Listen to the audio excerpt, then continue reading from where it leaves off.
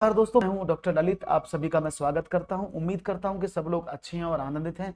तो सब लोगों का स्वागत है। अगर आपने अभी तक हमारे चैनल को सब्सक्राइब नहीं किया है तो जल्दी से चैनल को सब्सक्राइब कर लो, वीडियो को लाइक कर दो, कमेंट करना बिल्कुल ना भूलो और बेल आइकन प्रेस करके ऑल पर क्लिक करो। नोटिफिकेशन लगातार मिले, कोई भी क्लास आपसे ना छूटे।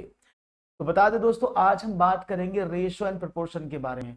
तो ये बहुत इंपॉर्टेंट चैप्टर है, बिल्कुल बेसिक चैप्टर्स के 3-4 सेशन में लूंगा। तो रेशो एंड प्रोपोर्शन को समझने के लिए, जानने के लिए आपको बेसिकली सवाल हर तरह से पूछा जाता है एग्जामिनेशन में।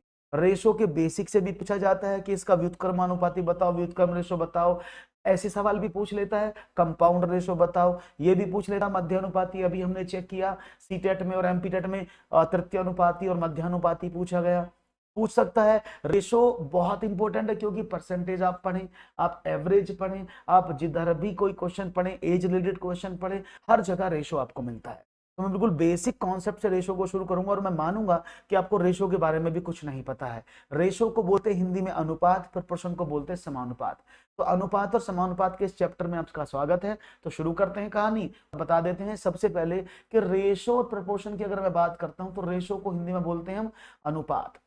ध्यान से समझिएगा क्योंकि ये बहुत इंपॉर्टेंट चैप्टर है। इसको बोलते हैं समानुपात। तो पहले अनुपात और समानुपात के बारे में हम समझ लेते हैं। तो समानुपात के बारे में तो हम बाद में बात करेंगे, पहले अनुपात के बारे में, रेशो के बारे में बात करेंगे। अनुपात ये शो करता है कि एक राशि दूसरी राशि की, दूसरी संख्या की कितनी गुनी है। बस ये एक रेशो का मतलब है, यानी एक राशि दूसरी राशि की कितना गुना है, ये अनुपात शो करता है। रेशो ये बताता है। तो जनरली हम रेशो को रिप्रेजेंट करते हैं ए रेशो बी, इस वाले फॉर्मेट में। ये अपने आप में बहुत सारे अच्छे फॉर्मेट समझिएगा। ए रेशो बी, इसका मतलब क्या है कि ए और बी कैसे कोरिलेट करते हैं, या ए बी का कितना गुना है, बी ए का कितना गुना है। इसको हम जनरली ऐसे भी लिख लेते हैं ए अपॉन बी। ठीक है ना। ए अपॉन बी भी हम इसको लिख सकते हैं। ए रेशो बी को आप ए अपॉन बी भी लिख सकते हैं। जहां पर ये वाला जो ए होता है इसको बोलते हैं प्रथम पद, इसको बोलते हैं अंतिम पद। ठीक है ना, नाम याद रखिएगा। इसको बोलते हैं एंटीसीडेंट, इसको बोलते हैं कॉन्सिक्वेंट। तो इसको एंटीसीडेंट और कॉन्सिक्वेंट बोलते हैं, प्रथम पद और अंतिम पद। ठीक है ना। अब ये प्रथम पद और अंतिम पद में रेशो में बहुत सारी चीजें जो आपको जाननी है, वो क्या है। अगर आप किसी रेशो को लिखते हैं ए रेशो बी, तो इसको कैसे पढ़ते हैं। तो जिसका नाम पहले, जिसका नाम पहले उसका अनुपात भी पहले होगा, उसका अनुपात भी पहले होगा। यानी ये क्या चलता है, ये क्रम से चलता है। कैसे चलता है, क्रम से चलता है। जैसे मैं बोलूं ए रेशो बी बराबर 5:3 है, तो उसका मतलब क्या है कि यहां पर ए का वैल्यू कितना है 5 हिस्सों में, और बी का वैल्यू कितना है 3। बात समझ में आ गई है। आप इसको अपोजिट नहीं लिख सकते, क्योंकि आप ऐसे नहीं लिख सकते कि ए इज इक्वल टू 3 और बी इज इक्वल टू 5, तो ये गलत हो जाएगा। ठीक है ना। तो जिसका नाम पहले, जिसका नाम पहले उसी का रेशो पहले आपको पढ़ना होता है। आप चेंज कर सकते हैं, you can change this ratio also, you can change the ratio. लेकिन अगर आप रेशो को चेंज करेंगे तो आपको वैल्यूज को भी चेंज करना पड़ेगा। बात समझ में आ गई। आप अगर वैल्यूज को चेंज करेंगे तो आपको रेशो को भी बदलना पड़ेगा, क्योंकि ए का वैल्यू ऑलरेडी 5 है, तो वो किसी भी बदल लो वो 5 ही रहेगा। ठीक है, ये बात समझ में आ गई होगी। इसके साथ साथ रेशो की एक बात और खास क्या है, थर्ड पॉइंट क्या है कि रेशो में यानी अनुपात में क्या इंपॉर्टेंट पार्ट बात है कि आप किसी भी संख्या की गुणा या भाग करें, गुणा या भाग करने पर कोई प्रभाव नहीं पड़ता, प्रभाव पड़ता नहीं होता। ठीक है ना, कोई भी प्रभाव नहीं पड़ेगा। अगर मैं बोलूं 2/3 या 2:3 है, अगर आप इसमें 2 की गुणा कर देंगे तो ऊपर नीचे, तो ये 4:6 हो जाएगा, तो कोई फर्क नहीं पड़ेगा। ठीक है ना। और याद रखिएगा, किसी भी भिन्न का सरलतम भाग, किसी भी फ्रैक्शन का सरलतम रूप ही रेशो होता है। अगर आपको कोई सवाल मिलता है तो आप उसको सरलतम रूप में लिखेंगे। जैसे मैंने कहा 16/9 या 16/24, तो ये संख्याएं हो सकती हैं, तो इसका सरलतम रूप क्या होगा, इसका सिंप्लीफाइड फॉर्मेट क्या होगा। आपने कहा इसको 8 दूनी 16, 8 तिया 24, 2:3। बात समझ में आ गई। तो ये कुछ पॉइंट्स हैं जो आपको समझने होंगे रेशो के लिए। इसके साथ साथ रेशो को समझने के लिए आपको एक चीज और ध्यान में देनी है, वो क्या है कि रेशो के प्रकार, टाइप्स ऑफ रेशो, ये आपको बहुत जरूरी है। टाइप्स ऑफ रेशो का मीनिंग क्या है, कितनी तरह के अनुपात अब तक एग्जाम में पूछे जा चुके हैं, कितने अनुपात आपको पता है। तो अनुपात तो समझ में आ गया कि अनुपात क्या है। तो सबसे पहला अनुपात जिसको मैं आपको एक्सप्लेन करने वाला हूं उसका नाम है व्युत्क्रमानुपात। व्युत्क्रम अनुपात, ठीक है ना। इसको बोलते हैं इनवर्स रेशो। क्या बोलते हैं, इनवर्स रेशो। इसको बोलते हैं इनवर्स रेशो। रेसिप्रोकल भी इसको बोलते हैं, रेसिप्रोकल रेशो। ये पेपर में पूछ लेगा कई बार कि इसका व्युत्क्रम अनुपाती बताओ। तो व्युत्क्रम रेशो को समझिएगा पहले, क्योंकि ये चीजें आपको जब क्वेश्चन करोगे तो वहां आपको काम आएंगी, ठीक है ना। तो हम करते हैं व्युत्क्रम। तो मैंने कहा अगर A रेशो B लिखा है तो उसने बोला इसका इनवर्स रेशो बताओ क्या होगा। तो इनवर्स का मतलब क्या होता है कि A का इनवर्स कितना है 1/A और B का इनवर्स कितना होता है 1/, जो मल्टीप्लिकेटिव है, क्योंकि रेशो में हमेशा मल्टीप्लाई चलती, जोड़ घटाव नहीं चलता। तो अगर मैं अब इनका रेशो निकालू 1/A 1/B, तो याद रखिएगा जब भी किसी रेशो को दिया जाता तो वो किसी पर्टिकुलर कम्युनिटी, पर्टिकुलर मात्रा, किसी संख्या के हिस्से होते हैं। लेकिन यहां पर तो क्या देखा, ए में से एक हिस्सा, बी में से एक हिस्सा। तो जब भी आप किसी रेशो को भिन्नात्मक रूप में देखेंगे तो आप उसकी डी को इक्वल करेंगे, क्योंकि आपको जो रेशो निकालना होता है वो किसी एक ही वस्तु का होना चाहिए। तुमने इन दोनों का एलसीएम लिया ए बी। अब ए से ए को काट दो बी, इसको बी से बी कटा तो ए, तो ये क्या बना बी रेशो ए। जब इनका डीआर एक जैसा तो हमें डीआर से कोई मतलब नहीं होता, क्योंकि अभी ए बी से हिस्से निकल गए, तो बी रेशो ए। तो आपने क्या देखा, अगर मैं ए रेशो बी का इनवर्स निकालता हूं तो मुझे क्या आता है बी रेशो, यानी अपोजिट हो जाता है। तो यानी अगर आपसे पूछे व्युत्क्रमानुपाती क्या है तो ए अनुपात बी का व्युत्क्रमानुपात क्या होगा, इनवर्स रेशो क्या होगा बी रेशो है। जैसे मैं आपसे एक सवाल दूं यहां पर कि बताओ 2:5 का व्युत्क्रमानुपात क्या होगा। मैं आपसे बोलूं 2:5 का इनवर्स रेशो बताओ, तो आप कैसे निकालेंगे। आपने कहा 1/2 रेशो 1/5, तो 5 दूनी 10, तो 5/2। तो 10 खत्म हो गया क्योंकि दोनों के नीचे अब सेम है, तो 5/2। तो इतनी मेहनत करने की जरूरत नहीं पड़ेगी। इसका इनवर्स क्या होगा 5:2। लेकिन याद रखिएगा ये कहानी सिर्फ एक जगह लागू होती है, कहां पर, जब संख्याएं दो हों। अगर 3 संख्याएं होंगी तो व्युत्क्रम निकालना, व्युत्क्रम रेशो, व्युत्क्रम अनुपात, इनवर्स रेशो निकालना अलग हो जाता है। तो वहां पर संख्याएं अपोजिट नहीं होती हैं, ठीक है ना। तो ये आपके लिए टास्क, क्या करेंगे, ओके, एक और टास्क आपके लिए। तो क्या कर सकते हैं, एक और टास्क, आप बताओ 2:3:4 का व्युत्क्रमानुपाती क्या होगा। 2:3:4 का व्युत्क्रमानुपाती क्या होगा ये आपको बताना है, और मैं चाहूंगा देखेंगे आपका जवाब क्या मिलेगा, ठीक है ना। ठीक, तो मैं चाहूंगा आपका जवाब मुझे मिले और अच्छे से आंसर देने की आप कोशिश करें, ठीक है ना जी। तो देखो इसका सवाल का जवाब आप आसानी से दे सकते हैं।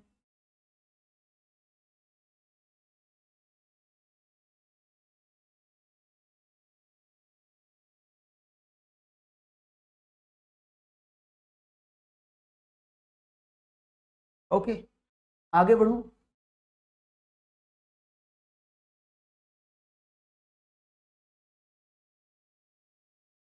जी, सवाल बहुत बढ़िया से जवाब मिलना चाहिए। आपका जवाब हमें देखो सिंपल था। अगर मैं इसका व्युत्क्रम अनुपात निकल 2:3:4 का तो कैसे करूंगा, आपने कहा 2:3:4, तो अब इसका मुझे एलसीएम निकालना पड़ेगा ना, और एलसीएम क्या होगा, आपने कहा सर 1/2:1/3:1/4। तो मैंने क्या काम कर दिया, मैंने कहा ओके, तो एलसीएम कितना है 12। देखो 2 छिक्के 12, 3 चौके 12 और 4 तिया 12। तो इसका इनवर्स रेशो निकलेगा 6:4 याद रहेगा। तो सिर्फ 2 डिजिट में ही वो अपोजिट हो सकता है, बाकी में नहीं होगा। क्लियर है, बात समझ में आ गई। तो अगर आपको क्वेश्चन में पूछ लिया गया व्युत्क्रम रेशो तो निकाल लेंगे आराम से। ओके, आगे बढ़े, एक और सवाल की बात करते हैं, एक study type number 2। Second ratio हम बोलते हैं जिसका नाम होता है वर्गानुपात रेशो। वर्गानुपात, इसका मतलब क्या होता है, इसको बोलते हैं डुप्लीकेट रेशो। क्या बोलते हैं, डुप्लीकेट रेशो। इसको द्विघाती भी बोल देते हैं, द्विघाती अनुपात। एक ही बात है, इसके अलग अलग नाम इसलिए बता रहा हूं क्योंकि कई बार आपको कई नामों से ये दे दिया जाता है। तो अगर मैं बात करूं वर्गानुपात, तो इसमें कुछ भी नहीं करना है। अगर वो बोले आपसे वर्गानुपात बताओ तो क्या करना है, आपने कहा A/B लिखा है, उसने बोला इसका डुप्लीकेट रेशो निकालो या इसका वर्गानुपात करो, तो सिंपल क्या करना है, आपको A का वर्ग और B का वर्ग कर देना। That's it. फॉर एग्जाम्पल वो बोले 2:3 का वर्गानुपात बताओ, तो क्या होगा, 2 का स्क्वायर 3 का स्क्वायर, तो 4:9। क्लियर है। तो जैसे वो बोले डुप्लीकेट कर दिया, तो हमने वर्गानुपात निकाल दिया, कोई प्रॉब्लम तो नहीं है। ये नाम इसलिए बता रहा हूं क्योंकि कई बार एग्जामिनेशन में इस तरह के सवाल पूछे गए हैं, तो ध्यान से समझिएगा। एक होता है वर्गमूलानुपात, वर्गमूलानुपाती। ये क्या होता है, इसको बोलते हैं सब डुप्लीकेट रेशो।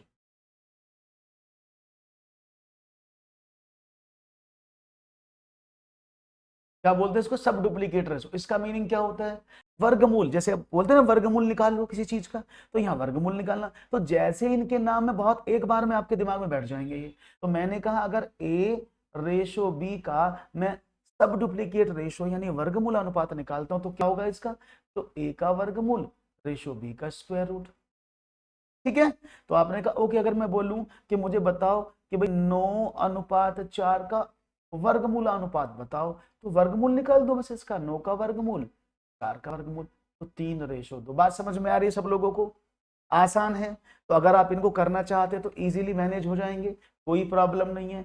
बहुत बढ़िया, आगे बढ़ते हैं और एक और बात आपसे करते हैं। अगर मैं वर्गमूल अनुपात के बाद बात करूं तो तीसरा नंबर आता है जिसको बोलते हैं आप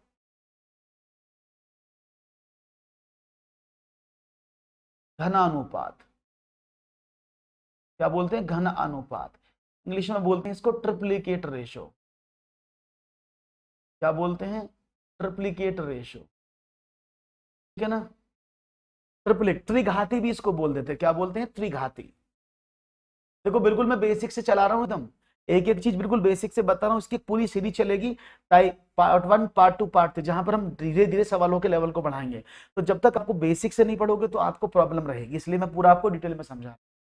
घनानुपात यानी ट्रिप्लिकेट रेशो। अब इसका मतलब क्या है, घन अनुपात का मतलब क्या होता है, घन करना, त्रिघात में 3 घात करना।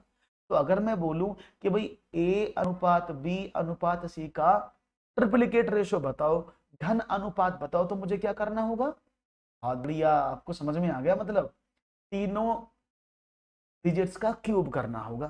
मैंने क्यूब कर दिया तो मुझे क्या मिला, जैसे मैं बोला कि 2:3:4 का धन अनुपात ट्रिप्लिकेट रेशो बताओ, तो क्या होगा, 2 का cube, good afternoon to everyone, 3 का क्यूब और 4 का क्यूब, तो कितना हुआ, 8:27:24। ये इसका सही जवाब। कई बार वो आपको अपोजिट भी बोल सकता है, उसने बोला ठीक है भाई साहब, अब मुझे आप बताओ घन मूलानुपात क्या होता है, घन मूलानुपात। अब ये क्या है, अब जैसे उस नाम बोला ना उसने, इसको बोलते हैं सब ट्रिप्लिकेट रेशो। क्या बोलते हैं, सब ट्रिप्लिकेट रेशो। अब इसका क्या है, घनमूल निकालना है। तो अगर आपको संख्या दी गई है ऐसे कि भाई ये हो गया हमारा A/B, तो आपको उसका घनमूल निकालना है।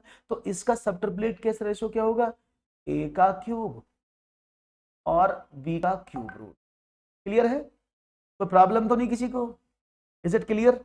A का क्यूब रूट, B का क्यूब रूट, कोई प्रॉब्लम नहीं। मैंने कहा ओके मुझे बताओ 27:9 का घनमूल अनुपात क्या होगा, सब ट्रिप्लिकेट रेशो क्या होगा। तो आपने कहा सर बड़ा आसान है, इसको कर सकते हैं।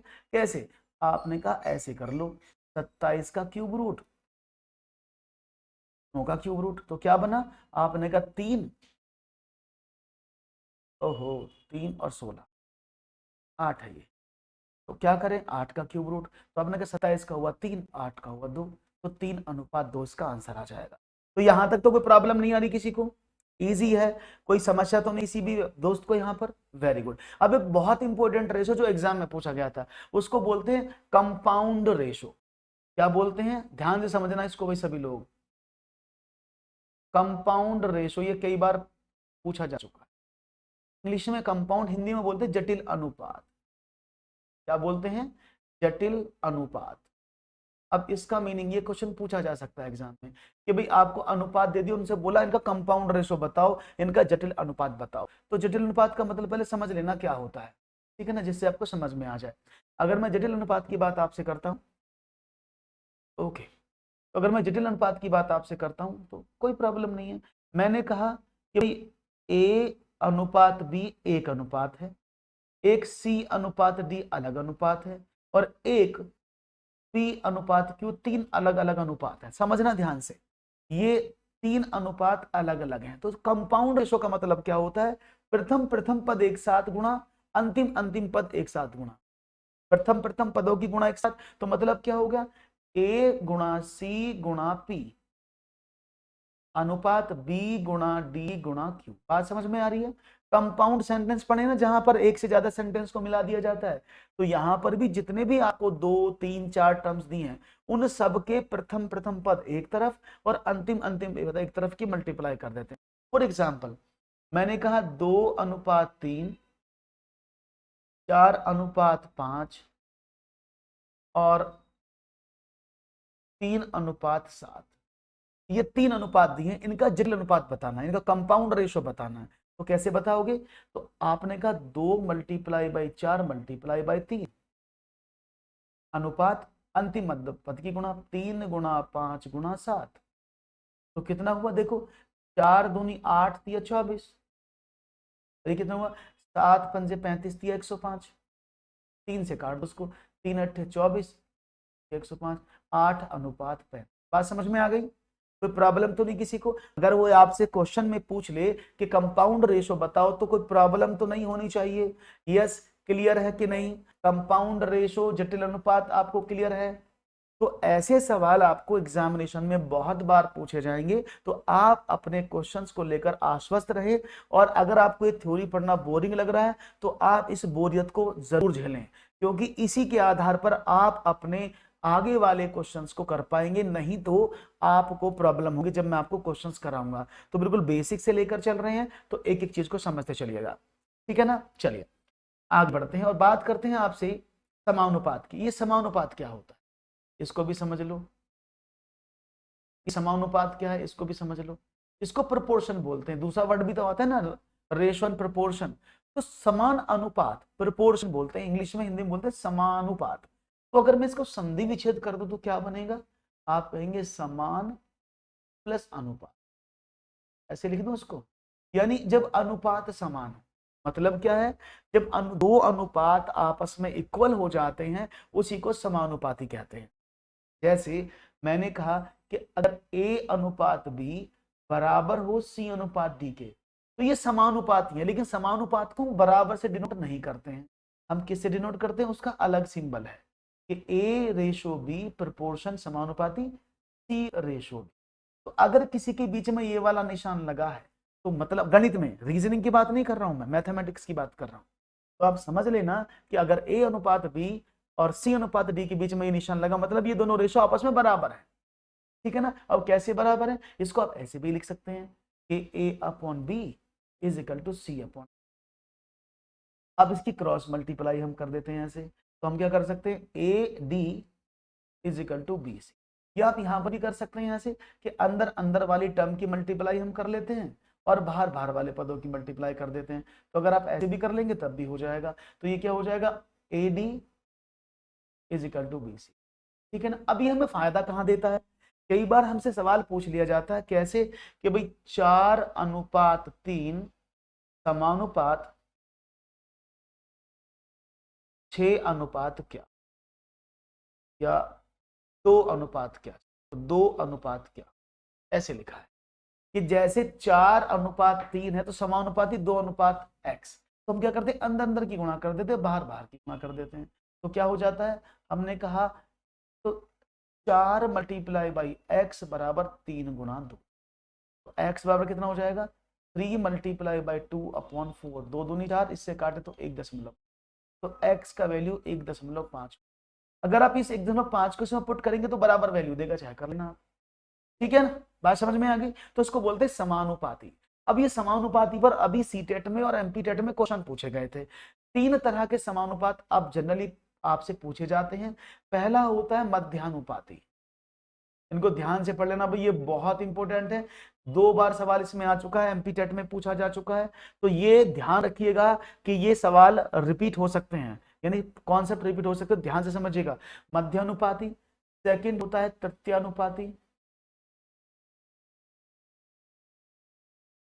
नाम तो सुने होंगे आपने इनके, एक होता है तीसरा चतुर्थानुपाती।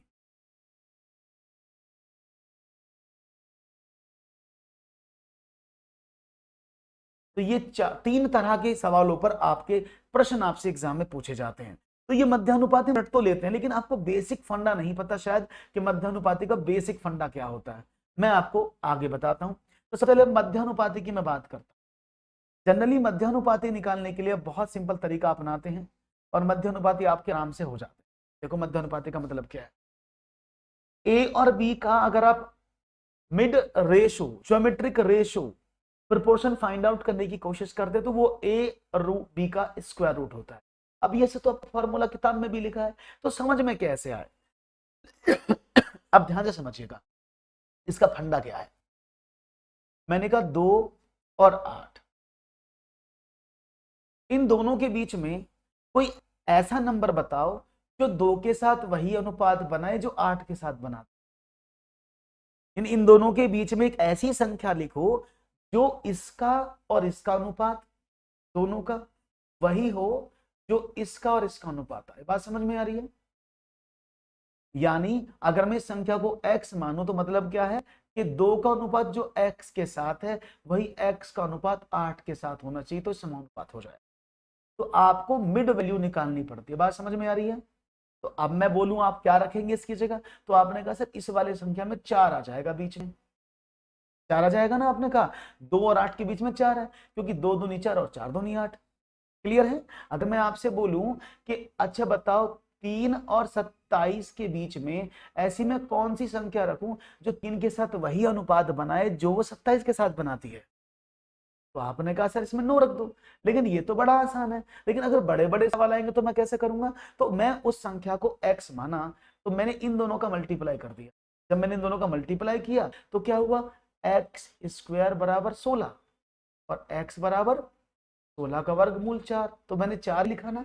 तो हमने क्या पाया कि अगर आपसे सवाल पूछा जाता है मध्यानुपाती का तो हम क्या कर सकते हैं, इसको मैं x कर देता हूं जिससे आपको आसानी समझ, ठीक है ना। मैंने क्या कहा आपसे, तो ये x² बराबर a, मैंने ऊपर लिख दिया फॉर्मूला। तो हम क्या करेंगे, a का अनुपात माना x के साथ वही है जो x का अनुपात किसके साथ है, b के साथ है, तो अंदर अंदर की गुणा बाहर बाहर की गुणा।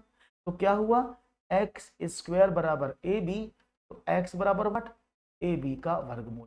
तो किन्हीं भी दो संख्याओं का मध्यानुपाती क्या होता है, उन संख्याओं का मल्टीप्लाई करके वर्गमूल निकालना होता है। इज इट क्लियर, बात समझ में आ गई। मध्यानुपाती का मीनिंग क्या है, तो मध्यानुपाती का मतलब उनके बीच में एक ऐसी सेम संख्या होनी चाहिए जो पहले वाले के साथ वही रेशो में हो जो दूसरे वाले के साथ में है। ये सिंपल थ्योरी है, तो आपको रट्टाफिकेशन कुछ नहीं करना। एक और अब तृतीयानुपाती की बात करते हैं। तृतीयानुपाती का मतलब क्या है समझना। अब यहां से देखो, उसने बोला एक अनुपात, दो संख्याएं दी हैं आपके सामने a और b, तो तृतीय मतलब तीसरा अनुपात पूछा है आपसे। अब मिड नहीं, मिड तो इन दोनों के बीच में आएगा ना भाई, मिड पूछता इन दोनों के बीच में संख्या रखनी थी, तीसरा अनुपात क्या होगा, तो मतलब क्या है कि जो अनुपात a का b के साथ है वही अनुपात b का किसके साथ है। बात समझ में आ रही है, क्योंकि एक दो संख्या तो है तो तीसरी संख्या पूछी है, तो जो अनुपात a का b के साथ है वही अनुपात b का किसके साथ होगा, ये तृतीय अनुपाती की कहानी होती है। बात समझ में आ गई? तो अगर हम इसकी मल्टीप्लाई ऐसे कर दे तो क्या बनेगा? आपने कहा x इजिकल टू 20 होने। जैसे मैं अगर आपको एक क्वेश्चन दूं कि तृतीय अनुपाती बताओ, तो मैं एक क्वेश्चन आपके सामने रखता हूं, मुझे इसका आंसर दीजिएगा। मैंने कहा 6 और 15 का तृतीय अनुपाती बताओ। तो आप क्या करेंगे?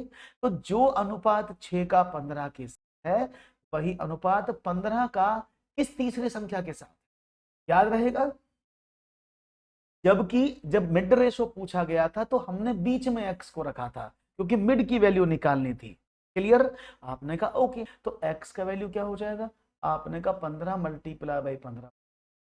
सॉल्व कर लो इसको। ठीक है, बात समझ में आ गई? क्लियर हो रहा है सब कुछ? को डाउट तो नहीं है?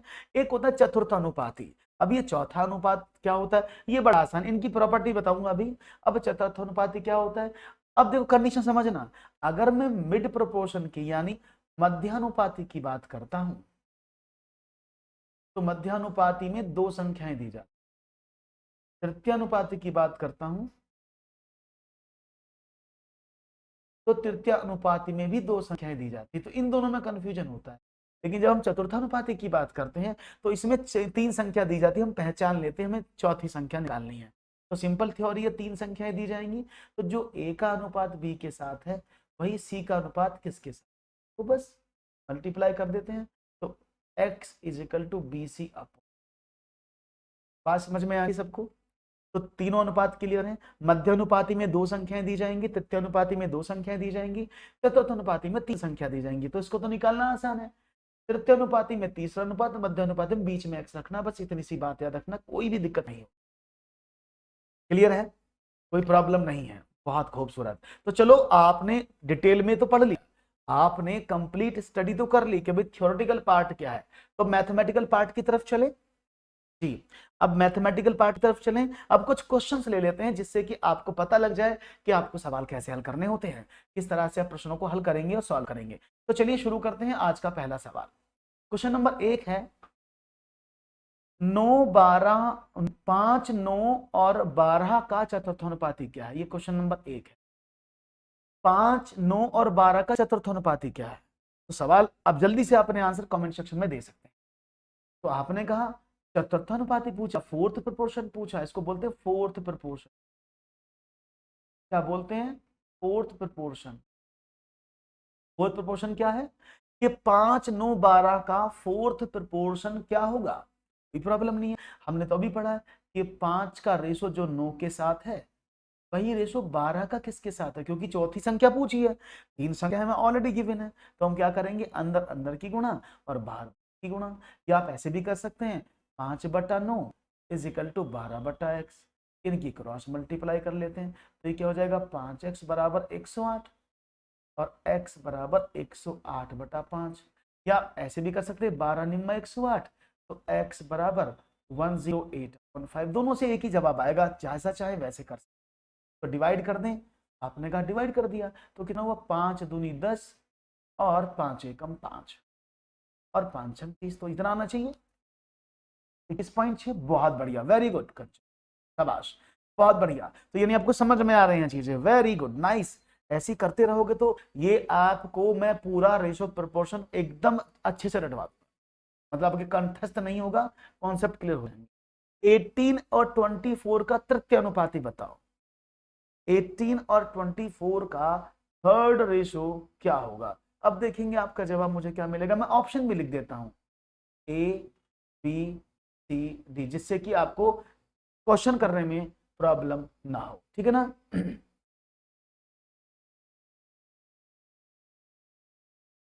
ऑप्शन आर 42, 32, 35 या 28। तो देखेंगे जवाब क्या मिलता है आपका। तृतीय अनुपाती, तीसरा अनुपात। और जब तीसरा अनुपात की हम बात करते तो वो कहां पर आता है? Third ratio. Third ratio back सबसे लास्ट में आना चाहिए ना। तो मतलब क्या है कि जो रेशो 18 का 24 के साथ है, ये रेशो 24 का किसके साथ होगा? क्लियर है? तो आपने कहा कोई प्रॉब्लम नहीं है, आपने कहा ओके, अंदर अंदर की गुणा और बाहर गुणा कर दी, तो x वैल्यू क्या होगा, आपने कहा 24 मल्टीप्लाई बाई 24/18। अब देखो जैसे काटे 6 18, 6 चौक 24, 3 से काटे 3 8 24, तो 8 चौक 32, राइट ऑप्शन 32। क्लियर है, बात समझ में आ रही है। तो अगर इस तरह के सवाल तथ्यानुपाती चतुर्थानुपाती के मिलेंगे तो मुझे उम्मीद है कि आपके सर नहीं झुकेंगे सवाल के आगे और आप मजबूती से अपने उत्तर को करके आएंगे एग्जाम। और सवाल ले लेते हैं फिर ये रहा, 6 और 24 का आपको बताना है मध्यानुपाती। अब मध्यानुपाती क्या होते हैं मैंने आपको बताया था, व्हाट इज मध्यानुपाती, ये भी मैंने आपको बताया था, है ना। 6 और 24 का अनुपात बता, 6 और 24 का अगर मैं पूछूं तो क्या होगा, options are A B C और डी। ऑप्शन ए इज 16 12 18 या 10। बस इतना सा सवाल है और मैं चाहूंगा इस सवाल में बवाल ना हो, बहुत आसान है। मिड मतलब बीच बीच में, मिड का मतलब मिड में, यानी मध्य में कौन सी वैल्यू रखी है ये आपको बताना है। तो मुझे उम्मीद है कि मध्य में कौन सी वैल्यू होगी आप आसानी से इसको बताने की कोशिश जरूर करेंगे और हमें उम्मीद है कि आपके जवाब सही होंगे। बहुत बढ़िया। देखो मध्य अनुपाती का मतलब क्या, हालांकि मैंने बताया आपको कि ए बी का वर्गमूल आप डायरेक्ट रख सकते हैं, तो ए बी मतलब 6 गुणा 24 का वर्गमूल, और ये कितना होता है 144 का वर्गमूल निकालेंगे तो 12। आप इसको मुंह जबानी भी कर सकते हैं। अगर आपको नहीं समझ आया तो क्या करेंगे कि 6 के बीच में वैल्यू रखनी है आपको, तो 6 का अनुपात x के साथ क्या है, जो x का 24 के साथ है, तो अंदर अंदर की गुणा बाहर बाहर की गुणा, तो x स्क्वायर बराबर 144 और x बराबर 144 का वर्गमूल बराबर, तो यहां तक कोई प्रॉब्लम नहीं होनी चाहिए। बहुत बढ़िया, सी ऑप्शन नहीं होगा, option number B is the right answer. Clear है भाई, बहुत बढ़िया। उम्मीद थी आपका जवाब अच्छे आएंगे, लेकिन आपने काफी कोशिश की और अच्छे जवाब देने का प्रयास भी किया, बहुत बढ़िया। अब आगे बढ़ते हैं और कुछ नए सवाल और लेते हैं। अब देखो सवाल आता है ये कि क्वेश्चन नंबर 4 क्या है, कई बार सवाल पूछता है कि इन सब में सबसे बड़ा अनुपात कौन सा है। ये अनुपात बड़ा पूछ सकता है, भिन्न बड़ी पूछ सकता है। ये अनुपात एक भिन्न ही है, मैंने आपको स्टार्टिंग में बताया था ना कि अनुपात is a kind of fraction, उसका सिंपलेस्ट फॉर्मेट होता है। तो आप इसको दोनों तरीके से कर सकते हैं। आपने कहा इसका मतलब क्या, 2/3, 4/7 और 5/8 में कौन सा सबसे बड़ा है। तो अगर आप डिवाइड करेंगे तो 0.66, आप इसमें डिवाइड करेंगे तो 7 पंजे 35, 5 7 42, 7 7 49, इसमें डिवाइड करेंगे तो 8 6 48, बचे 2, 20 8 19 16। तो आपने क्या देखा, आपने कहा सर इसमें तो हम देख पाते 2/3 ही सबसे बड़ा दिखा है हमें। तो मैं अच्छा हूं ममता, आप कैसे हैं, इज इट क्लियर। या फिर जब मैंने आपको फ्रैक्शन पढ़ाए थे तो मैंने क्या बताया था, आप ऐसे भी तो निकाल सकते हैं, 2/3, 4/7 और 5/8, तो क्रॉस मल्टीप्लाई भी कर सकते हैं ना। वो मैंने आपको तरीका बताया था ना कैसे निकालते हैं जब, तो देखो 7 दूनी 14 और 4 तिया 12, तो 12 और 14 में 12 छोटा है, 14 बड़ा है, तो हम बड़ाई तो ढूंढ रहे हैं, तो 14 इज बिग, तो हम इसको छोड़ देते हैं। अब इसको आगे वाले से कर लो, तो 8 दूनी 16 और 5 तिया 15, कौन सा बड़ा है 16 ना, तो यही संख्या सबसे बड़ी है। क्लियर है, अब दोनों तरीके से कर सकते हैं। मैंने जब आपको फ्रैक्शन पढ़ाया था तो फ्रैक्शन में पूरा डिटेल में समझाया था और मुझे उम्मीद है कि ये आपको जरूर समझ में आया होगा। बहुत बढ़िया, बढ़िए आगे। आसान सवाल था, तो आपने कहा 2:3 is the greatest ratio in given ratio. बढ़िया, नेक्स्ट क्वेश्चन बात करते हैं। क्वेश्चन, यदि A/B इज इक्वल टू 5:9 है तथा B/C इज इक्वल टू 6:11 है, तो A/C तथा A/B/C का मान बताओ। If A/B is equal to 5:9 and B/C is equal to 6:11, then find out A/C and A/B/C। अब इस सवाल को समझने की कोशिश करिएगा, पहले मैं डिटेल में बताऊंगा फिर मैं आपको शॉर्ट में भी बताऊंगा। तो सबसे पहले अगर आपको A/B/C पूछा है तो उसके लिए आपको क्या समझना, ध्यान से समझिएगा, उसने बोला A/B इज इक्वल टू 5/9, क्योंकि मैंने कहा जैसे जैसे आप संख्या लिखते हैं वैसे वैसे ही सवालों के जवाब भी आप देते हैं, है ना। तो आपने कहा A/B, इन दोनों में B कॉमन है, तो मैंने B को B के नीचे लिख दिया, B/C कितना हुआ, तो B का रेशो B लिख दिया। 11, कोई प्रॉब्लम तो नहीं है, सिर्फ मैंने भी लिखा है, जो उसने क्वेश्चन दिया मैंने सिर्फ लिखा है कि A/B इतना था, B/C इतना था, तो B कॉमन था दोनों में, तो B को B के नीचे लिख दिया, बस यही सवाल करना है। और क्या करना है, इन दोनों को आपको इक्वल करना, बाकी कुछ भी हो जाए। जस्ट जब भी आप रेशो को कंपाइल करेंगे तो जो कॉमन वैल्यू बस उसको बराबर कर दो। तो कैसे बराबर कर सकता हूं, तो मैंने 9 में 2 की गुणा कर दूं तो 18 होता है, और 6 में 3 की गुणा कर दूं तो ये भी 18 होता है, तो यानी 18 हो जाएगा ना। तो मैंने 2 और 3 की मल्टीप्लाई कर दी, तो मेरे रेशो क्या बने, A/B इज इक्वल टू 5 10/18, और B/C क्या बना, आपने कहा 11 3 18 और 11 33, सब में गुणा होगी, कभी सिर्फ इनमें करो, सिर्फ चेक करने के लिए, बराबर बनाने के लिए आप गुणा करेंगे। ओके, अब आपकी देखो बी और बी कॉमन है, दोनों कॉमन हो गए ना, तो अब आपका रेशो मिल गया A/B/C is equal to 10/18/30। Is it clear. तो जब तीनों का रेशो निकालना था, अब उसने बोला A/C बता दो इसमें से, तो A/C कैसे निकाल सकते हैं, तो A का वैल्यू कितना है 10 और C का वैल्यू कितना है 30, आपका आंसर ये आ जाएगा। क्लियर है, बात समझ में आ गई क्या किया मैंने। तो क्या करना है फिर समझ लो एक बार, जब भी आपको सभी रेशोज को इक्वल करना पड़ता है तो हम कॉमन जो नंबर है बी के कॉमन है ना, तो तभी तो स्टार्ट करेंगे जब एक रेशो खत्म होगा दूसरा वाला वहां से शुरू होगा, तो बी का वैल्यू बराबर करना पड़ेगा।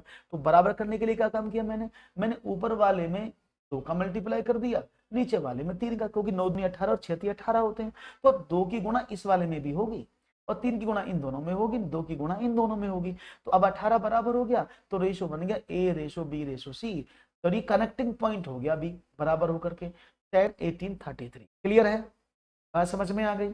अच्छा, अगर वो सिर्फ आपसे A/C पूछता तो आपका सवाल और भी आसान हो सकता था। अगर वो पूछता कि सिर्फ A/C बताओ तो मैं उसको भी बता देता हूं। अगर वो सवाल में ये नहीं पूछता तो आपको इतना बड़ा नहीं करना पड़ेगा, फिर आपको छोटा करना पड़ेगा। कैसे, वो बता देता हूं। अगर वो आपसे बोलता ना कि A/C बताओ, तो देखो इसका मतलब क्या है, A/B कितना है 5/9 और B/C कितना है 6/11। तो अगर मैं इन दोनों की आपस में मल्टीप्लाई कर दूं, तो आपने कहा A/B multiply by B/C is equal to 5/9 multiply by 6/11। तो हमने क्या काम किया, B से B कट जाएगा ना, तो 6 से 3 बार 3 3 9, है ना। तो क्या बचा,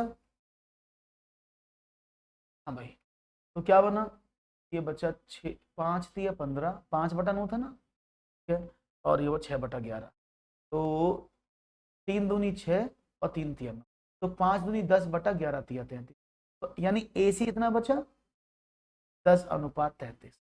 तो अगर आप सीधा सिर्फ आपसे क्वेश्चन में AC पूछा है, नहीं फर्स्ट और लास्ट पूछा, तो आप इस तरीके को अपनाएंगे। अगर तीनों पूछा है तो मैंने पहले वाला तरीका आपको बता दिया है। ठीक है, बात समझ में आ गई। तो देखो 10:33 आया ना, फिर से बता देता हूं, कोई प्रॉब्लम नहीं है, एक बार सवाल और एक्सप्लेन कर देता हूं क्योंकि वो जरूरी है। जब आपको समझ में आ जाएगा तो आगे वाले सवाल आप आसानी से करेंगे, और ये सवाल पूछे जा चुके हैं एग्जामिनेशन में, तो please be concentrate on the questions. आपने कहा A/B इज इक्वल टू 5/9 है ना, तो B को B के नीचे लिख लिया, दूसरा रेशो 6/11। अगर मैं आपसे बोलूं B को बराबर कर लो, क्योंकि दोनों का कनेक्टिंग पॉइंट B है, दोनों में B कॉमन है, तो हम B को बराबर करेंगे। और वो कैसे करेंगे, तो मैंने कहा कि देखो ये B बराबर करने के लिए ये दोनों वैल्यू हैं, तो इनको कैसे बराबर करूं, मैं इसमें 2 की गुणा कर दूं, 9 दूनी 18 होता है, इसमें अगर मैं 3 की गुणा कर दूं तो 6 3 18। आप इसका एलसीएम भी मान सकते हैं कि 9 और 6 का एलसीएम 18 होता है, तो उनको 18 बनाना है, ठीक है ना। तो अब क्या करें, A/B बराबर कितना हुआ 5 दूनी 10 9 दूनी 18, और B/C कितना हुआ, आपने कहा 3 छंग 18 और 11 तिया 33, तो B कॉमन हो गया ना दोनों तरफ, तो A/B/C इज इक्वल टू 10/18/33। और अगर वो AC पूछे तो A कितना है यहाँ पर 10 और C कितना है 33, that is the right. Clear बात समझ में आ गई इस बार? अभी और भी बताएंगे तो और सवालों में आप अपनी प्रतिक्रिया बताइएगा और बाकी और सवालों को आप सॉल्व करिएगा तो आपको आसानी से क्वेश्चन मिल जाएगा। एक और सवाल आपकी स्क्रीन, चलो बताओ, यदि A ratio B is equal to 3:4 है तथा B ratio C is equal to 8:9 है तो A रेशो C तथा A ratio B ratio C का मान बताओ।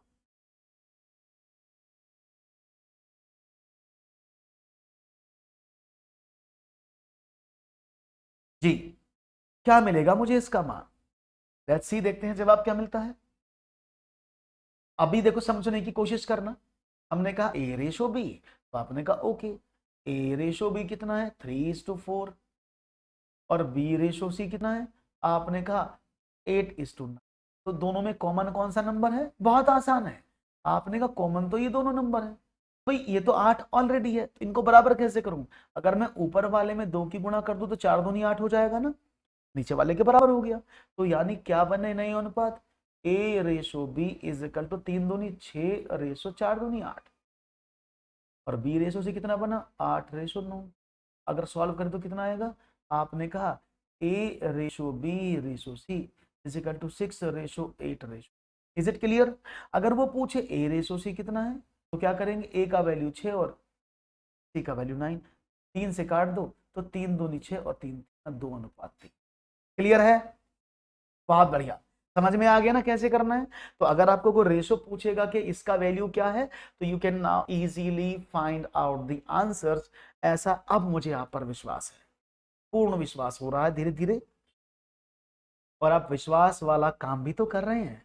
वेरी गुड, आगे बढ़ें, एक और सवाल की बात करते हैं फिर आपसे। चलिए, वन मोर क्वेश्चन आपकी स्क्रीन पर रखता हूं, काफी अच्छे जवाब दे रहे हैं। चलिए अब ध्यान से समझना सवाल क्या है, प्रश्न को ध्यान पूर्वक पढ़िएगा तभी सवाल करिएगा। Okay, A ratio B is equal to 2:3 है और A ratio C is equal to 1:2।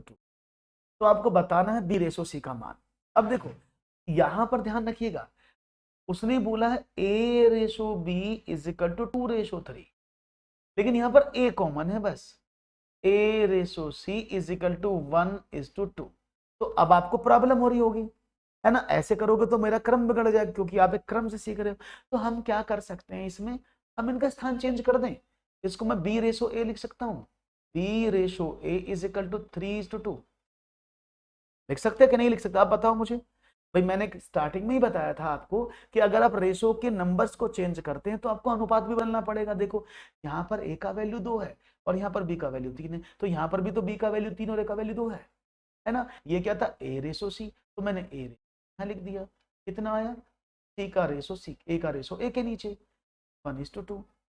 अब कर दे सॉल्व। भाई नीचे वाले में दोनों बराबर वैल्यू, नीचे वाले में किसकी गुणा करें, 2 की। तो आपने कहा ओके, तो B ratio A ratio C is equal to 3:2:4। बस इसका क्रम याद रखना है। तो उसने बोला B और C बताओ, तो B कितना है यहाँ पर, आपने कहा, और C कितना है, तो B का वैल्यू 3 और C का वैल्यू 4। तो इसका आंसर क्या होगा, B ratio C is equal to 3:4। अब इसको डायरेक्ट भी कर सकते हैं, मैंने कहा जब 2 नंबर दिए तो डायरेक्ट कर सकते हैं। तो उसने बोला B रेशो A कितना है 3/2, तो B upon A is equal to 3/2 और A upon C is equal to 1/2। दोनों की गुणा कर दो आपस में। तो कैसे करेंगे मल्टीप्लाई, आपने कहा तो बड़ा आसान है भाई, B upon A multiply by A upon C is equal to 3/2 multiply by 1/2। Clear? अब देखो A से A कट गया तो B रेशो C बचेगा कितना, 3 एकम 3, 2 दूनी 4, आगे ना आंसर। तो जब भी 2 रेशो निकालें तो आप इस वाले तरीके को अपनाएंगे तो आपके जवाब अपने आप अपने कदमों पर चलकर आपके पास जरूर आएंगे। सही समझ में आ रहा है? कोई प्रॉब्लम तो नहीं? वेरी गुड, क्लियरिटी आ गई है, नाइस। तो बढ़ते हैं आगे एक और सवाल की तरफ। आपने दिया है जवाब प्रश्न नंबर 7 का, दैट्स नाइस आंसर। समझते हैं आगे और देखते हैं एक और जवाब आपके स्क्रीन पर क्या होता है। Okay okay done. तो बढ़ते हैं आगे और सवाल आपकी स्क्रीन पर ये रहा। बताइए, यदि A ratio B is equal to 5:7 हो तो 3A + 5B ratio 5A - 2B का मान बताओ। देखते हैं क्या जवाब देते हैं आप। यदि a ratio b is equal to 5:7 और a 3a plus 5b is equal to 5a plus 2b, तो आपको बताना है इसका आंसर। तो देखो अगर आप रेशो पुट कर रहे हैं, रेशो की बड़ी खूबसूरत बात क्या है, this is the beauty of ratio. क्या ब्यूटी है रेशो में, कि जब भी आप रेशो की बात करते हैं तो हमेशा एक बात याद रखिएगा, ए का वैल्यू ये है और बी का वैल्यू ये है। तो बुक्स में क्वेश्चन और तरीके से होते हैं, तो बुक वाला तरीका मत अपनाना। तो मतलब क्या है, ए का मान कितना है 5 और बी का वैल्यू कितना है 7, तो जिसका नाम पहले उसका रेशो पहले, ये आपको पता है, का नाम पहले उसका रेशो पहले। तो मैं ए और बी की वैल्यू इनमें पुट कर देता हूँ। तो 3a का मतलब 5 प्लस 5b का मतलब 7 अपॉन 5a का मतलब 5 प्लस 2 सॉरी माइनस 2b का मतलब 7। तो मतलब क्या हुआ, 5 3 15 प्लस 5 7 35 अपॉन 5 5 25 माइनस का 7, तो 35 और 15 50 upon 11, right option 50 upon 11। Clear है।